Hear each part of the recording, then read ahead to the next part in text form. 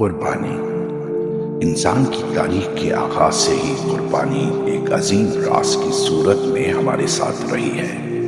بدوی قبائل کی تاریک راتوں میں آگ کے گرد بیٹھ کر خوف کے سائے میں قربانیاں دی جاتی تھیں، کبھی دیوی دیوتاؤں کو خوش کرنے کے لیے تو کبھی آسمانی آفات سے بچنے کے لیے انسانی جانیں چڑھائی گئیں۔ مگر کیا یہ قربانی حقیقت میں رحمت کا راستہ تھی یا خوف کی زنجیر؟ سمیری معبدوں میں خون بہایا گیا کہ شاید آسمان مہربان ہو جائے۔ کارتھاج کے معبدوں میں معصوم بچوں کو جلایا گیا تاکہ دیوتا راضی ہو جائیں۔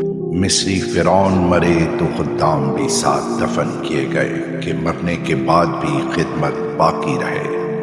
ازتک تہذیب نے سورج کو خوش کرنے کے لیے دل نکالے اور آسمان کی طرف اٹھا دیے۔ ہزاروں برس قربانی کا مطلب تھا خون، خوف اور خاموشی۔ قدیم ایرانی قبیلے پہاڑ کی چوٹی پر اپنے آسمانی خداؤں کو قربانی پیش کرتے تھے۔ افریقی قبیلے رات کی تاریکی میں مقدس درخت کے نیچے ماسک، ڈھول اور قربانی کے رسم انجام دیتے تھے۔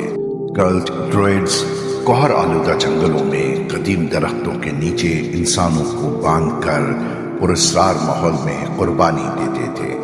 یہودی توریت کے مطابق فصح پر بھرا ذبح کرتے اور اس کا گوشت مخصوص طریقے سے کھاتے تھے۔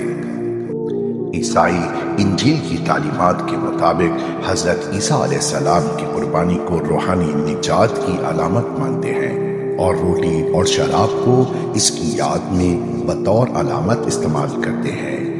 ابراہیم اور اسماعیل علیہ السلام پتھریلے ٹیلے پر فجر کی روشنی میں جذبوں کا بھرا لمحہ، قربانی کا پتھر اور اسماعیل لیٹے ہوئے ہیں۔ چھری تو ہاتھ میں تھی لیکن حکم آیا تمہاری قربانی ہم نے قبول کی۔ آسمان سے روشنی اترتی ہے، پہاڑ پر سفید مینڈا ظاہر ہوتا ہے اور یہ قربانی خدا کی راہ میں قبول ہو جاتی ہے۔ عید الاضحیٰ پر مسلمان اپنے خاندان کے ساتھ قربانی کو اللہ کی راہ میں پیش کرتے ہیں، جس میں بالخصوص گائے، بکرا، اونٹ اور دمبا شامل ہے۔ غریبوں میں گوشت کی تقسیم کی جاتی ہے اور مسکراتے چہرے، ہمدردی اور خوشی کا منظر دیکھنے میں آتا ہے۔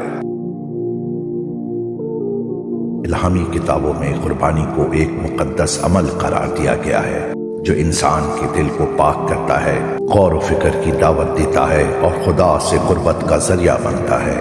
آج کے دور میں قربانی صرف جانور کاٹنا نہیں ہے، کسی کی بھوک مٹانا، کسی کا درد سن لینا بھی قربانی ہے، بلکہ اللہ کو راضی کرنا اور اس کی اطاعت کا مظہر ہے۔